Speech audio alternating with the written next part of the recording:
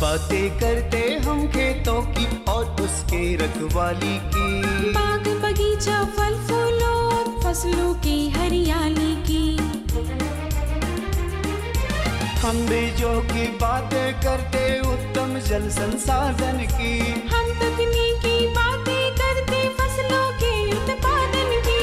हर किसान का सपना सच हो जीवन सुखद बनाने को, गाँव-गाँव के हर आंगन का प्यारा सा ये दर्शन, कृषि दर्शन।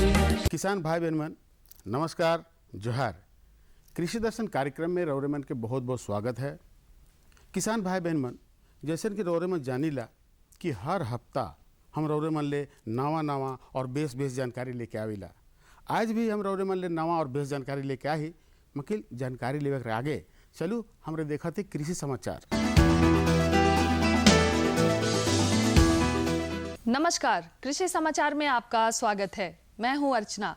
आइए देखते हैं आज कृषि समाचार में क्या है खास। खरीफ की 14 फसलों के न्यूनतम समर्थन मूल्य में की गई बढ़ोतरी। राज्य के दुग्ध उत्पादक भी अब पा सकेंगे किसान क्रेडिट कार्ड। दवा छिड़काव के काम को आसान करता है बैटरी चालित स्प्रेयर।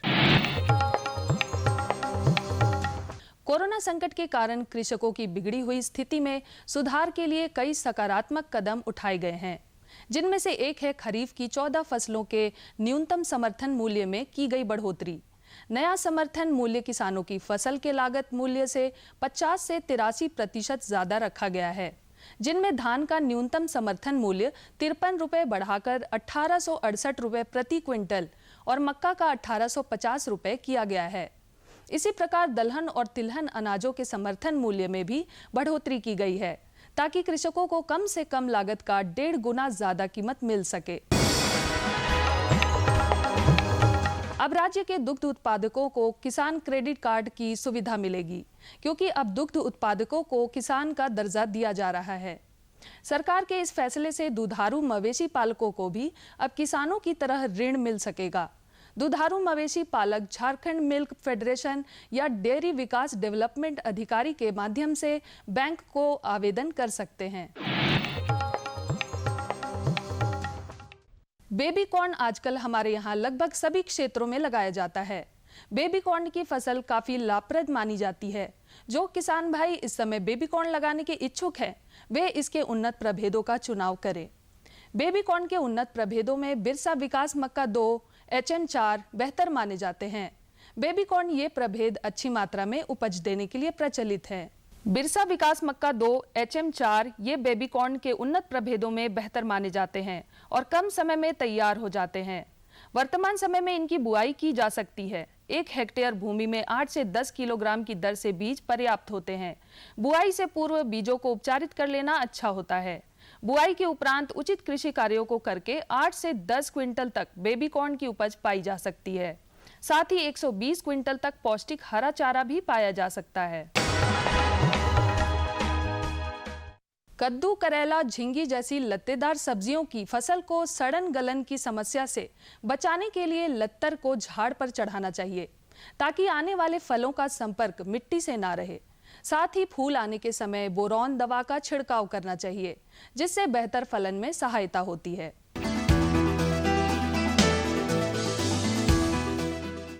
फसलों पर विभिन्न प्रकार के तरल दवाओं का छिड़काव आमतौर पर कृषकों को करना होता है। दवा छिड़काव के कार्य को बेहतर तरीके से करता है ये बैटरी चालित स्प्रेयर। ये स्प्रेयर तरल दवाओं का फसलों पर उच्च दाब पर छिड़काव करता है और दवा को एक समान पूरे फसल पर फैलाता है, जिससे दवा की बर्बादी नहीं होती है। चूंकि ये यंत्र बैटरी से चलता है, इसलिए दवा छिड़कने में श्रम बिल्कुल भी नहीं लगता। इसका बैटरी रिचार्जेबल होता है। एक बार चार्ज करने पर लगभग 10 से 12 घंटे तक इससे काम लिया जा सकता है। और अब एक नजर राज्य के कुछ प्रमुख शहरों के मौसम के मिजाज पर। आज राज्य के कुछ प्रमुख शहरों के तापमान इस प्रकार दर्ज किए गए। रांची अधिकतम 34 डिग्री सेल्सियस, न्यूनतम 20 डिग्री सेल्सियस।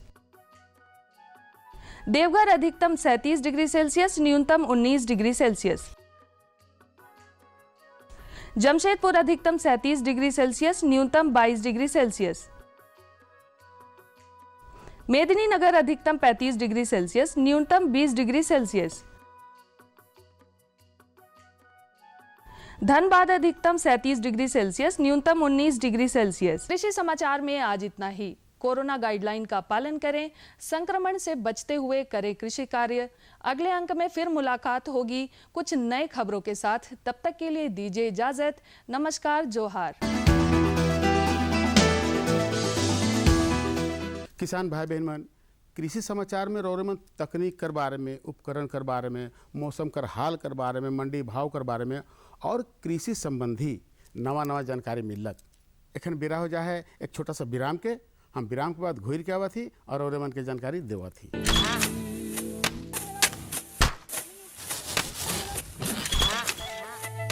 भारत एक कृषि प्रधान देश है। भारतीय अर्थव्यवस्था में कृषि एक मुख्य स्तंभ की तरह है और हमारे किसान अन्नदाता। लेकिन कभी कभी प्रकृति के सख्त तेवर के कारण हमारे किसानों को उचित कृषि उत्पाद हासिल नहीं हो पाता। ऐसी स्थिति में उन्हें सुरक्षित रखने के लिए प्रधानमंत्री फसल बीमा योजना प्रदान की गई है।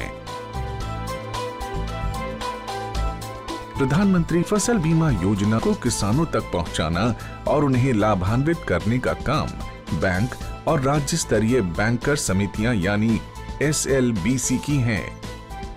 इनमें सार्वजनिक और निजी वाणिज्यिक बैंक के अलावा क्षेत्रीय, ग्रामीण, सहकारी बैंक के साथ साथ कई प्राथमिक कृषि सहकारी ऋण समितियों को भी शामिल किया गया है। इस योजना का लाभ उठाने के लिए किसानों का नामांकन जरूरी है। इस समय 540 बैंक की 1.5 लाख शाखा के द्वारा किसानों का नामांकन किया जा रहा है। प्रधानमंत्री फसल बीमा योजना एक कारगर उपाय है। ये हमारे लिए सुरक्षा कवच की तरह है। फसल अगर बर्बाद भी हुई तो भी हमें मुआवजा मिल जाता है। जमीनी स्तर पर की गई समीक्षा और अध्ययन के आधार पर कृषि मंत्रालय भारत सरकार की योजना प्रधानमंत्री फसल बीमा योजना में कई बदलाव किए गए हैं। इस बदलाव के कारण किसानों की समस्याओं का निदान कर उन्हें और सशक्त बनाया जा सकेगा। इसके अलावा SLBC और बैंकों के कार्यों और भूमिकाओं को और अधिक विस्तृत किया गया है। इसके अंतर्गत प्रधानमंत्री फसल बीमा योजना में किसानों का नामांकन अब उनकी इच्छा पर निर्भर है। वो नामांकन के लिए स्वतंत्र हैं। योजना के बेहतर कार्यान्वयन के लिए बैंकों के कार्यों में किसान अकाउंट के दावे का निपटान, ऋणी किसानों का प्रीमियम काटना और गैर ऋणी किसानों से प्रीमियम जमा करवाकर बीमा कंपनी को भेजना, राष्ट्रीय फसल बीमा पोर्टल पर किसानों के विवरण की अपलोडिंग, फसल हानि की समीक्षा को सुनिश्चित करना और किसानों की फसल हानि की सूचना बीमा कंपनी तक पहुंचाने का काम भी बैंकों के द्वारा ही किया जाएगा। इसी प्रकार योजना को क्रियान्वित करने वाले बैंक योजना से संबंधित विशेष जागरूकता अभियान को समय समय पर ऋणी और गैर ऋणी किसानों के लिए आयोजित करेंगे। ऋणी किसानों को योजना में भाग लेने के लिए उन्हें कॉल या SMS के द्वारा भी संपर्क और सूचित किया जाएगा। नामांकन की सुविधा के लिए जन धन खाता या बचत खाते का होना जरूरी है।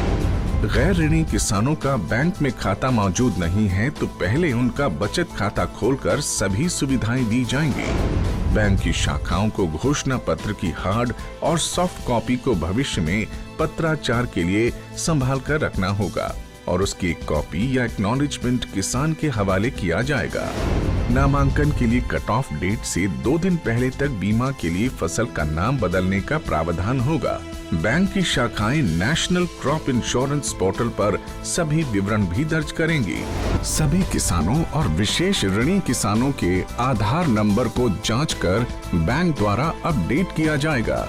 राज्य और जिला अधिकारी, संबंधित एजेंसी और बीमा कंपनी के समक्ष किसानों को शिकायतों की सुविधा प्रदान करने का काम भी बैंकों के द्वारा किया जाएगा। SLBC बैंकों के लिए स्थापित एक शीर्ष संस्था है। यह संस्था राज्य सरकार और भारत सरकार के साथ समन्वय स्थापित कर सदस्य बैंकों के द्वारा प्रधानमंत्री फसल बीमा योजना को क्रियान्वित कर भारत के किसानों को सशक्त करने का काम कर रही है और उसका सीधा लाभ हमारे देश के किसानों तक पहुंचाया जा रहा है। सशक्त किसान, देश की शान। विराम के बाद रौरेमन के एक बार फिर से स्वागत है। तो चलो अपन कार्यक्रम के हम आगे बढ़ाती जानकारी की ओर। आज का जो जानकारी है आलू और मटर, आलू मटर में रोग एवं व्याधि कर प्रबंधन कर बारे में भाई तो बहुत सुंदर जानकारी है कि रौरेमन आलू कर खेती करीला, मटर कर खेती करीला, उकर में रोग लग गलक तो किसान मन के बहुत नुकसान होएला। तो चलो ये नुकसान न होवे कह के हमरे फीचर कर माध्यम से इकर जानकारी लेवा थी। सबसे लोकप्रिय सब्जी आलू को सब्जियों का राजा कहा जाता है। इसकी खेती कर किसान अच्छा मुनाफा कमा सकते हैं। वहीं रबी फसलों में मटर एक महत्वपूर्ण स्थान रखता है। आलू और मटर की खेती किसानों की कमाई को बढ़ाने में काफी मददगार साबित हो सकती है, लेकिन इसके लिए जरूरी है कि इन फसलों में लगने वाले कीटों और रोगों का सही तरीके से सही समय पर प्रबंधन हो। जहां तक आलू में लगने वाले कीटों की बात है तो चैपा कीट, कुतरा और व्हाइट बर्ग प्रमुख हैं। चैपा गहरे हरे या काले रंग के होते हैं। यह पत्तियों और शाखाओं का रस चूसते हुए पत्तियों को सुखा देते हैं। इसकी वजह से आलू की फसल खराब होने लग जाती है। जबकि कुतरा कीट की सुंडियां आलू के पौधों और शाखाओं को काटते हुए कंदों को प्रभावित करती हैं। वहीं व्हाइट गर्भ जमीन के अंदर रहकर पौधों की जड़ों को क्षति पहुंचाता है। ऐसे में जैविक के साथ साथ रासायनिक विधि से छिड़काव कर कीटों से आलू को बचाया जा सकता है। किसान भाई नमस्कार, कृषि दर्शन कार्यक्रम में आप सभी का स्वागत है। आज हम कृषि विज्ञान केंद्र रामगढ़ में हैं और हमारे साथ है यहाँ के कृषि वैज्ञानिक डॉक्टर दुष्यंत कुमार राघव जी, जिनसे हम बातचीत करेंगे और जानेंगे कि आलू एवं मटर में कीट एवं व्याधि का प्रबंधन किस प्रकार से हमारे किसान भाई कर सकते हैं। आपका हमारे कार्यक्रम में बहुत बहुत स्वागत है। सबसे पहले तो हम आपसे ये जानना चाहेंगे कि अगर आलू की किस्मों की बात की जाए तो झारखंड के लिए कौन कौन से उपयुक्त होंगे। बहुत बहुत धन्यवाद सभी किसान भाइयों को मेरी जोहार। चूँकि यहाँ आलू का जो फसल है बहुत महत्वपूर्ण है। किसान भाई मक्का का खेती काटने के बाद या शकरकंद को कटाई करने के बाद उसमें आलू की फसल की बुवाई करते हैं। तो इसके लिए मैं किसानों को कुछ जो उन्नत किस्में हैं उनके बारे में मैं पहले बता दूं। जैसे कि कुफरी अशोका है जो 70 से 80 दिन में जिसकी फसल पक जाती है और 40 टन तक प्रति हेक्टेयर इसकी उपज होती है। कुफरी सिंदूरी है जो बहुत पसंद की जाती है, 110 से 120 दिन में जिसकी फसल पक जाती है। ये अर्ली ब्लाइट जो अगेती झुलसा है उससे भी इसको प्रतिरोधक क्षमता हासिल है। उसके बाद एक और किस्म है कुफरी चंद्रमुखी जो भी बहुत अच्छी किस्म है, यहाँ के लिए बहुत सूटेबल है। 80 से 90 दिन में ये पक जाती है और इसकी उपज भी देखा जाए तो 25 टन प्रति एकड़ की हिसाब से है। और दूसरा है कुफरी पुखराज, कुफरी लालिमा, कुफरी ज्योति जो कि सफ़ेद आलू और दूसरी जो किस्म है जो कि यह बहुत पॉपुलर है। और अगेती प्रजाति अगेती जो झुलसा है वो उसके प्रति प्रतिरोधक क्षमता रखती है। आलू में लगने वाले रोगों की बात करें तो आलू फसल में अगेती अंगमारी और पछेती अंगमारी रोग सबसे अधिक नुकसान पहुंचाता है। अगेती रोग फफूंद की वजह से होता है। इसमें नीचे की पत्तियां पर हल्के भूरे रंग के छोटे छोटे पूरी तरह बिखरे हुए धब्बों से होते हैं। प्रबंधन की बात करें तो बुआई से पहले खेत की सफाई कर पौधों के अवशेषों को एकत्र कर जला देना चाहिए। बीज उपचारित जरूर करना चाहिए। वहीं बीमारी होने पर दवा का घोल बनाकर छिड़काव करना जरूरी है। झारखंड में मुख्यतः आलू की फसल में किसान बीज की बुवाई करते समय जो मुख्य बातें हैं उनका ध्यान नहीं रखता है, जिसकी वजह से उनको हानि उठानी पड़ती है। चूँकि हमारे यहाँ एक तो आलू में सबसे बड़ी किसान के सामने समस्या है कि उन्नत प्रजाति का अच्छा बीज। तो सबसे पहले वो ध्यान दें कि कहीं प्रतिष्ठित जगह से या ऐसे संस्थान से बीज जो है गुणवत्ता युक्त बीज को चयन करें। उसके बाद में जो बीज का साइज है बुआई के समय आलू का बीज का साइज 30 से 40 ग्राम से ज़्यादा न छोटा हो न बड़ा हो, 30 से 40 ग्राम के आसपास आलू के बीज का साइज होना चाहिए। और उसके बाद सबसे बड़ी जो समस्या है वो बीज का उपचार नहीं करना। अगर आलू की बुवाई करते समय अगर वो बीज का उपचार करता है तो हम लोग आने वाले जो 45 दिन तक हैं अपनी फसल को बीमारी से हम लोग दूर रख सकते हैं। तो उसमें सबसे ज़्यादा है कि बुवाई के समय या तो मैंकोजेब जो दवा आती है मैंकोजेब से वो बीज उपचार कर सकता है। अगर मैंकोजेब उसके पास उपलब्ध नहीं है तो कार्बेंडाजिम से भी बीज उपचार कर सकता है, और कार्बेंडाजिम अगर नहीं है तो प्रोपिनोजेब से भी वो बीज उपचार कर सकता है। 2 ग्राम 1 लीटर पानी में घोल बनाकर 1 किलो आलू के लिए वो दवा उपयुक्त है। और मुख्यतः जो बीमारियां लगती हैं वो एक तो आलू में वही झुलसा जो अगेती और पछेती झुलसा है मुख्य रूप से लगती है। उसके बाद आलू में एक तीसरी बीमारी और लगती है जिसको हम लोग बोलते हैं कि आलू का जो कंद है उसका स्कैब, पोटैटो स्कैब जिसको बोलते हैं, वो बेकार हो जाता है। वो इसलिए होता है क्योंकि किसान आलू के खेत में गोबर की कच्ची सड़ी हुई खाद नहीं, पूरी तरह से सड़ी हुई खाद का इस्तेमाल नहीं करता, आलू की गोबर का कच्चा खाद डाल देता है और वो पूरी तरह से सड़ा ना होने के कारण वो उस बीमारी को बढ़ावा देता है। पछेती अंगमारी रोग की बात करें तो यह भी फफूंद की वजह से ही होती है। इसमें नीचे की पत्तियों पर हल्के हरे रंग के धब्बे दिखाई देते हैं। इससे बचाने के लिए बुआई के पहले खोद के निकाले गए रोगी कंदों को जलाकर नष्ट कर देना चाहिए। इसके अलावे विशेषज्ञों की सलाह पर दवा का घोल बनाकर छिड़काव जरूर करना चाहिए। और एक और सबसे बड़ी समस्या है आलू में कि एक पोटैटो स्कैब के साथ साथ एक और जो आती है सबसे बड़ी समस्या कि जो हमारा आलू जैसे ही निकलता है तो आलू का जो पेड़ है वो जर्मिनेशन के बाद गलना शुरू हो जाता है। तो उससे भी किसान बचाने का यही तरीका है कि बीज उपचार, अगर बीज उपचार करता है तो उसको आसानी से हम लोग दो रोगों को दूर कर सकते हैं। और कीड़ा की अगर बात करें तो इसमें एक एफिड जो माही होता है, लाही, वो लगता है जिसके कारण इसके पत्ते भंगुआ जाते हैं, सूख जाते हैं। और तीसरा सबसे बड़ा एक और कीड़ा लगता है जिसको हम लोग बोलते हैं भंडार कीट, जो आलू में किसान भाई आलू की खुदाई करने के बाद तब आलू रखा सड़ जाता है, तो उसका जो प्रकोप है वो हमारे खेत से ही शुरू हो जाता है। तो इसके लिए भी किसान भाई जो दवा है जैसे कि कार्टाफाइडोक्लोराइड है या फिप्रोनिल है, उसको आलू की जब 45 दिन की फसल हो जाए या आलू की खुदाई होने से पहले अगर हम उस दवा का छिड़काव करेंगे तो उसके कीट के संक्रमण को, उसके कीट के आक्रमण को आलू पर हम लोग रोक सकते हैं ताकि वो भंडार गृह में हमारे ना आ पाए। बिल्कुल, ये तो हुई आलू की देखभाल की बात, और ताकि वो जो है कीट वगैरह रोग ना लगे और आलू सुरक्षित हो। लेकिन जहाँ तक मटर की बात है तो मटर में भी कौन कौन से कीट लगते हैं और उसका निदान किस प्रकार से हो सकता है? हाँ बिल्कुल, बहुत महत्वपूर्ण सवाल है। आलू में अगेती और पछेती झुलसा की जो समस्या आती है उसके लिए मैं एक बार फिर दोहरा देना चाहता हूँ कि जैसे ही आलू में मौसम में थोड़ा बदलाव दिखाई दे, दिन में गर्मी हो और आसमान में बादल छाए रहें और नमी की अधिकता हो, तो उस समय आलू में झुलसा नामक बीमारी लगने की बहुत अधिक संभावना रहती है। तो अगर आलू की बुवाई के 20 से 25 दिन बाद अगर हम लोग मैंकोजेब का एक छिड़काव कर दें या मैंकोजेब प्लस वावस्टिन का अगर एक छिड़काव कर दें तो वो एक सुरक्षात्मक रूप से एक उसका बचाव हो सकता है। लेकिन अगर झुलसा लग जाता है तो तुरंत उस स्थिति में वो मेटल एक्सल जो दवा है उसका 1.5 ग्राम प्रति लीटर पानी में घोल बनाकर छिड़काव करें। ध्यान रखें आलू की 45 दिन की फसल होने से पहले एक बार सुरक्षात्मक छिड़काव अवश्य कर दें। तो बताओ किसान भाई बहन मन, ये जानकारी रोरमन कैसन लगलक भाई? बेस जानकारी है नहीं तो अपन दोसर जानकारी को बढ़त ही दोसर जानकारी भी बहुत सुंदर है कि फलदार पौधा के हमरे देख रेख कैसे करब।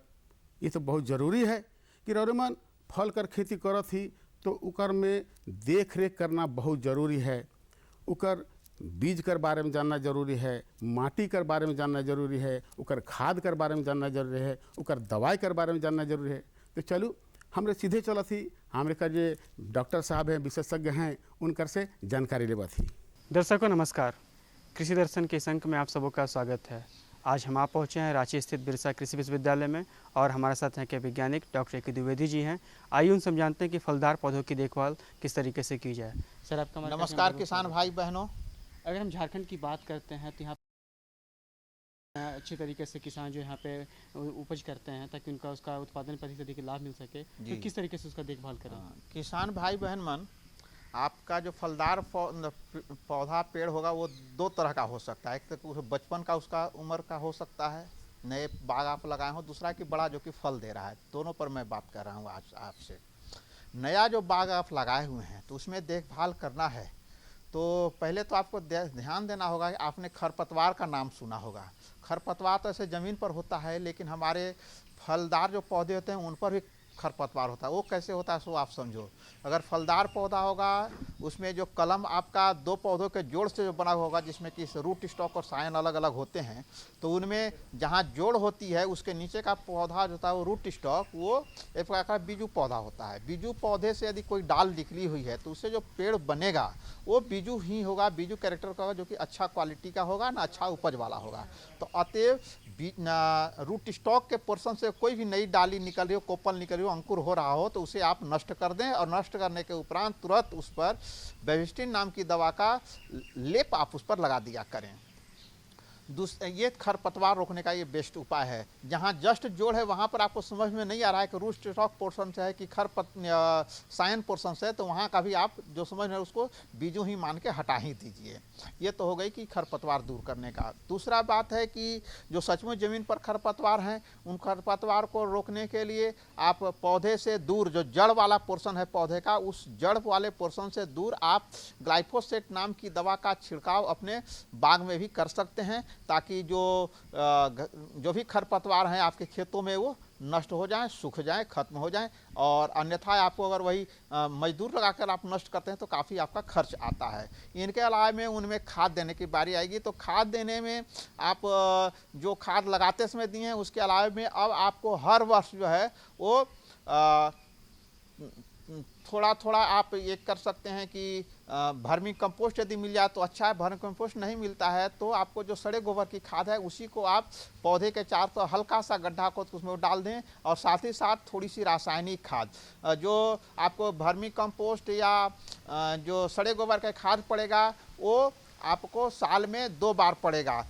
एक पोर्शन एक समय होगा जून के महीने में बारिश आरंभ होने के ठीक पहले, दूसरा होगा फरवरी में जब जाड़ा खत्म हो रहता है और जब पौधे में जो सुसुप्ता अवस्था में होते हैं अंकुर वो बाहर आने लगते हैं, जड़ में भी वो होता है, तो उस समय आपको डालना है। इसके अलावा में जो रासायनिक खाद होते हैं पूरे वर्ष के जो रिकमेंडेड होता है उसका 3 भाग कीजिए, एक भाग जून में, एक भाग फरवरी में और एक भाग बारिश जब खत्म होती है सितंबर महीने में उस समय आप डालेंगे। अगर हम रोग बीमारी की बात करते हैं तो रोग बीमारी के कारण भी पौधा काफी प्रभावित रोग बीमारी के लिए आप अभी देखिएगा कि जैसे ही आपका बारिश आरंभ हुआ था जुलाई महीने में, उस समय आपको आम का पौधा नया नया उसमें नए नए पत्ते आने लगते हैं, उनको कीड़े खाते हैं। कीड़े से रोकथाम के लिए आप इमिडाक्लोपिड नाम की दवा को 3 लीटर पानी में 1 ml घोल करके पत्तों पर छिड़काव करें, आपका पत्ता सही सलामत रहेगा। इनके अलावा में रोग हो सकता है तो रोग के लिए आप पौधों के ऊपर में कार्बेंडाजिन नाम की दवा 1 लीटर पानी में 2 ग्राम घोल करके पौधे के ऊपर पत्ता और डंठल सभी पर छिड़काव करें। पत्ते के दोनों हिस्से ऊपरी और निचले दोनों सतह पर होना चाहिए, केवल ऊपर पर मार के नहीं जाना है। अगर हम झारखंड की बात करते हैं तो झारखंड की जो मिट्टी होती है अम्लीय मिट्टी होती है जी, और अक्सर देखते हैं कि पौधे में दीमक की समस्या होती है। दीमक की समस्या, इसके लिए आप क्लोरोफाइरिफॉस नाम की दवा को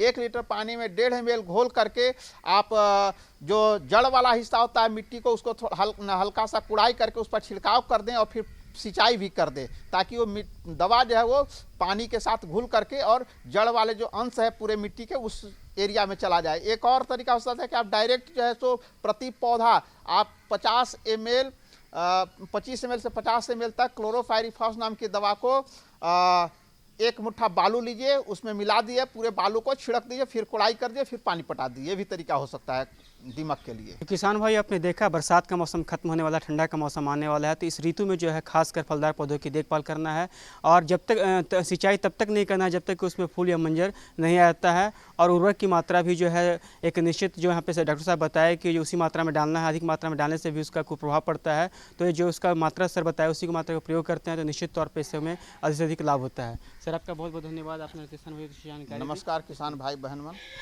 तो बताओ किसान भाई बहन मन, ये दुयो जानकारी रौरे कैसे लगलक? बेस है नहीं? तो भाई कहे कर मतलब है कि अगर इसन जानकारी कोई रौठीन है या हमरे से कोई जानकारी चाहिए तो पता के जरूर लिखूँ। पता है कार्यक्रम कृषि दर्शन द्वारा केंद्र निदेशक दूरदर्शन केंद्र रांची रोड रांची, और पिन कोड संख्या जरूर लिखब। पिन कोड संख्या है 834001। किसान भाई बहन मन, रौरमन के नवरात्रि के बहुत बहुत बधाई, बहुत बहुत मुबारक हो। और सबसे बड़ बात है कि कोरोना अखन ख़त्म नहीं हुए है, तनिकन कम हुए है, से ले रौरमन अपन और अपन छौवन के खास ध्यान रखू, सैनिटाइजर से हाथ के धोआओ, साबुन से हाथ के धोआओ, मास्क जरूर पिंधाओ। और हाँ, खास बात है कि 2 गज कर दूरी तो बना के रखना बहुत ज़रूरी है। तो हम उम्मीद करत थी कि रौरमन ख्याल करब। तो इजाज़त लेवे कर आगे एगो रौरमन के और जानकारी देवे के है कि बहुत किसान भाई बहन कहे ना कि देखो रौर कार्यक्रम जो रहे छूट गलक, तो परेशानी कर बात न खे। रौरमन अपन मोबाइल के यूट्यूब में, फेसबुक में, ट्विटर में जाके देख सकीला और जानकारी के पाए सकीला। तो आज इजाज़त दो, मकिल यह दिना और यह बेरा नवा जानकारी के साथ और उपस्थित हो। तब तक नमस्कार, जोहार। हम बीजों की बातें करते उत्तम जल संसाधन की, हम तकनीकी बातें करते फसलों के उत्पादन की। हर किसान का सपना सच हो जीवन सुखद बनाने को, गाँव-गाँव के हर आंगन का प्यारा सा ही दर्शन। कृषि दर्शन, कृषि दर्शन, कृषि दर्शन, कृषि दर्शन, कृषि दर्शन, कृषि दर्शन, कृषि दर्शन, कृषि दर्शन।